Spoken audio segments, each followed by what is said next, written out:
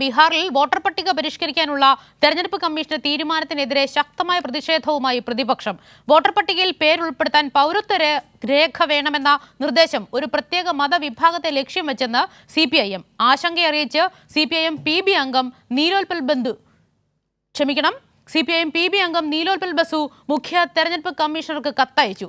ദരിദ്രരായ വോട്ടർമാരുടെ പേരുകൾ നീക്കം ചെയ്യുകയാണ് നിതീഷ് കുമാറിന്റെയും BJPയുടെയും ലക്ഷ്യമെന്ന് RJD നേതാവ് തേജസ്വി യാദവ് ആരോപിച്ചു. ബീഹാറിൽ തെരഞ്ഞെടുപ്പിന് മാസങ്ങൾ മാത്രം ബാക്കി നിൽക്കുമ്പോഴാണ് വോട്ടർ പട്ടിക പരിഷ്കരിക്കാനുള്ള തെരഞ്ഞെടുപ്പ് കമ്മീഷന്റെ തീരുമാനം. പുതിയ വോട്ടർമാരും 2003-നും 2004-നും ശേഷം പട്ടികയിൽ ഉൾപ്പെട്ടവരും ഇന്ത്യൻ പൗരന്മാർ ആണെന്നതിന്റെ തെളിവ് സമർപ്പിക്കണമെന്നാണ് നിർദ്ദേശം.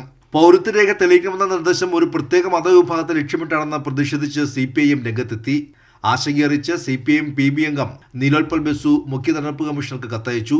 തീരുമാനം ഉപേക്ഷിക്കാൻ തെരഞ്ഞെടുപ്പ് കമ്മീഷൻ തയ്യാറാകണമെന്നും CPIM കത്തിലൂടെ ആവശ്യപ്പെട്ടു. 8 കോടി ബീഹാറികളുടെ വോട്ടർ പട്ടിക തെരഞ്ഞെടുപ്പിന് 2 മാസം മുൻപ് വികസിപ്പിക്കാനുള്ള നീക്കത്തെ എതിർത്ത് RJDയും രംഗത്തെത്തി. ആവശ്യപ്പെടുന്ന രേഖകൾ ദരിദ്രർക്ക് ലഭിക്കാൻ പ്രയാസമുള്ളതാണ്.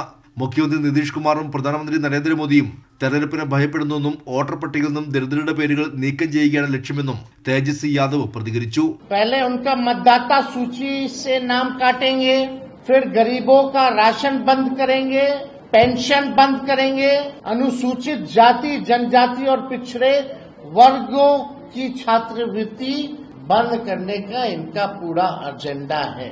അതേസമയം നിയമവിരുദ്ധ കുടിയേറ്റക്കാരെ ഒഴിവാക്കുന്നതിനാണ് വോട്ടർ പട്ടികയിലെ പരിഷ്കാരമെന്നാണ് തെരഞ്ഞെടുപ്പ് കമ്മീഷന്റെ അവകാശവാദം. കൈരളി ന്യൂസ്, ദില്ലി.